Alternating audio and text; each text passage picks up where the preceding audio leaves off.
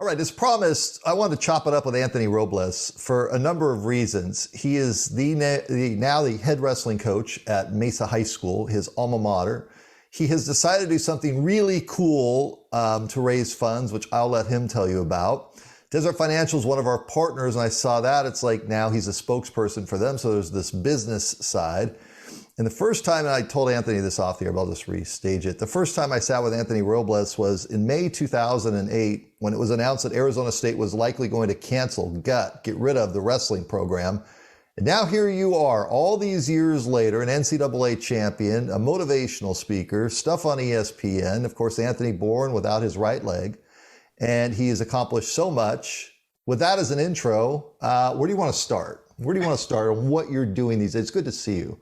Oh, it's great to see you as well. Time flies. I remember the moment we met, or we were talking when ASU dropped their wrestling program. So we've both come a long way. That's it. All right. So let's get over to Mesa High School and what you're doing there. And we'll get into the fundraising part in a second. But you decided to get back to your alma mater with the path that you've taken, Anthony. Why high school wrestling? Well, to be honest, my main career is a motivational speaker. And, I'm always doing Q&A sessions after my events. And I constantly get the question, where do you see yourself in 5 to 10 years? I've always gotten that question. And my answer has always been the same thing. I see myself as being a high school wrestling coach. And the place I wanted to be was Mesa High School. And the reason for that was growing up, I really didn't have a strong father figure in my life. And my wrestling coaches became those father figures to me, that they helped me through my wrestling journey, as I like to call it. And wrestling is, in itself, it helped me to kind of find my sense of belonging. Helped me to find my identity, to get comfortable in my own skin.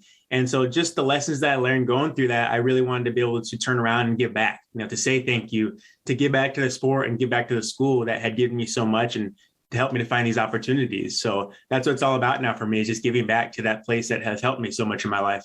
It's interesting. I have a son who has gone through wrestling. He's gone through a lot of trauma, 2 major surgeries in high school.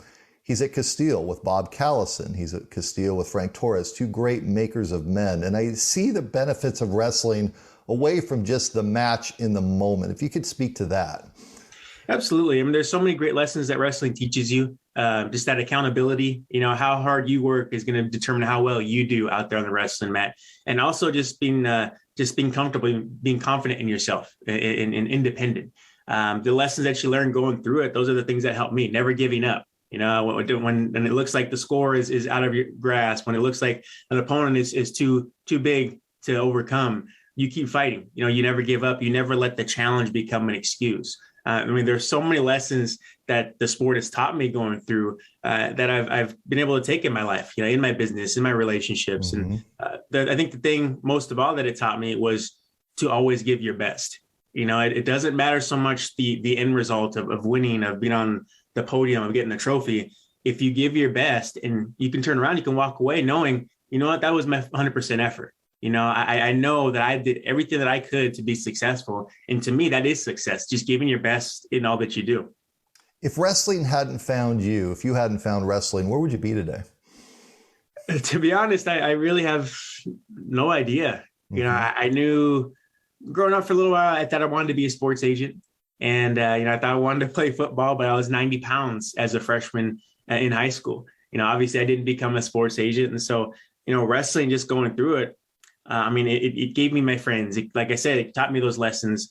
And then it also gave me an opportunity to travel locally, to speak to local middle schools and junior highs early on in my speaking career, and to figure out that I really had a passion to give back, to help motivate others as they wrestle through challenges in their own personal lives. Mm-hmm. So, wrestling just gave me that platform to really just build my life from. So I have no idea where I'd be without it. And I'm just blessed that my cousin forced me one day to try it out, and it completely changed my life. So Anthony Robles with us for a couple of minutes. Get ready to write down something, because he's got some information coming up here in a moment on how you can help him over at Mesa High School. When you are on the speaking circuit, what do you say to CEOs and business leaders different than you say to high school kids?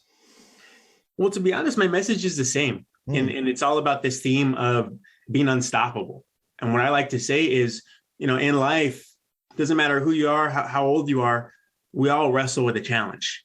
And that challenge can be physical, it can be mental, it can be work, it can be relationships. there's always a challenge in life. And despite the challenge that you personally face, you have a decision. You can either let the challenge become your excuse and say, I can't do it because of this, this, or this, and just give in. Or you can tell yourself, you know what, I'm unstoppable. I'm going to figure out a way to get this done, to reach my goal. It doesn't matter what I have to wrestle to get there. And the phrase that we use a lot is, you grind now, you shine later. You know, the grind is uncomfortable. The grind is the hard work. It's the setback sometimes. But if you're willing to grind, you can be unstoppable. Just don't let those challenges become your excuses. You went over on the business side, and you've done quite a bit of business, but you're now a spokesperson for Desert Financial. Desert Financial is one of our main sponsors, our title sponsor. Jeff Mishi is great people. They're tied in with Arizona State in a strong way. When I heard about this, I'm like, oh, okay, this makes sense. A win, a win. Oh, absolutely. I'm so honored to be a part of the Desert Financial family, and our ties go way back. Believe it or not, my mom, actually, when I was in high school, my mom worked at the Desert Financial branch on Stapley and Germain. So I remember going to visit her at lunch breaks and just meeting everybody there. And I mean, just what that organization stands for, you know, just that integrity, that giving back. We were very much aligned, and just our passion to give back to our community, to Arizona. And so it was just a perfect match. And I'm really excited to see the good things that we're going to do together in the future, you know, working together to give back. And there's so many great people there. You know, I'm truly blessed. It's crazy to think of where I am today, you know, and these opportunities. And Desert Financial is an amazing opportunity just to be their spokesperson and be part of that group. So I'm very thankful. Small world with mom working there. I mean, definitely a small world. That's really cool. All right, a couple other things to get you out of here. What are you doing with pull-ups that people can get involved in to help out your program at Mesa High School? Yes, sir. So, you know, I created a fundraiser, and basically on May 25th, I'll be making an attempt at breaking the Guinness World Record for most pull-ups in 24 hours. And right now the record is 7,715. So that's what I'm training to beat. It's going to hurt. But the goal is to raise money for our wrestling program, you know, to fundraise for their program, to help us get to that next level. And so we created a fundraiser called Pennies for Pullups. So basically people can support me and donate basically donate a penny for every pull-up they want to support me in. And we've actually just created a fundraising page on 99pledges.com.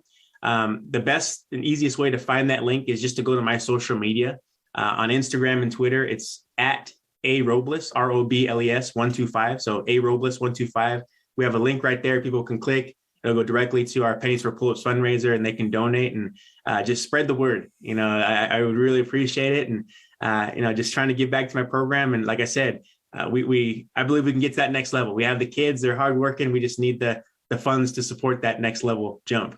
Okay. Do you have any pinch pull-up guys, gals?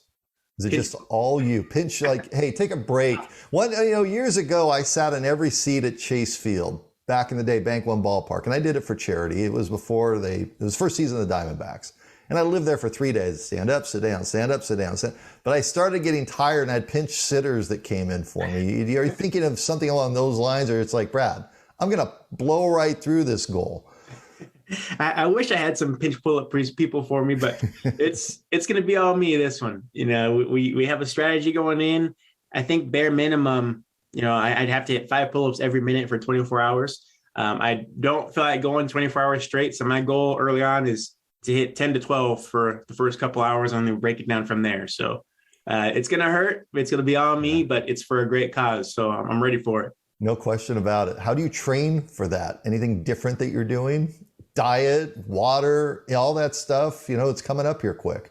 Yeah, definitely diet, hydrating is crucial. And, you know, as it's coming closer, I've kind of really just, I guess, trimmed down on my training. You know, beforehand, leading up to this, we would do little mini events. You know, I would go 6 hours or 9 hours, and we would slowly increase the increment of pull-ups per minute that I would do. So, you know, we had a strategy for it, but now it's basically just making sure I'm injury-free leading up to this thing, and you know, I'm keeping my body just prepared. So, you know, I'm ready to go. I'm confident. It's been a long time of training. I've trained for over 1.5 years now, but I'm ready to roll. So, listen to you when you're talking about little media events. Hey, Brad, I'm doing little media events, 6 to 9 hours of pull-ups. Come on, man, that sounds brutal.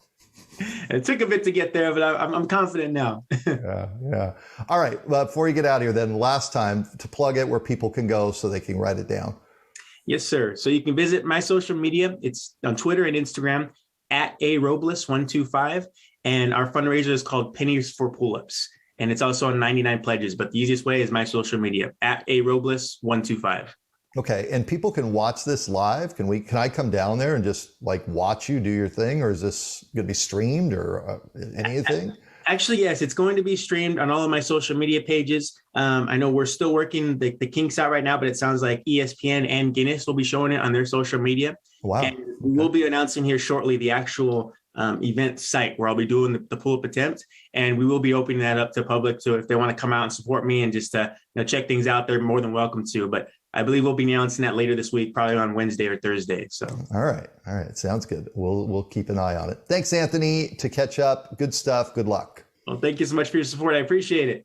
Good to see Anthony Robles, one of the Valley legends. And we're back with more after this timeout.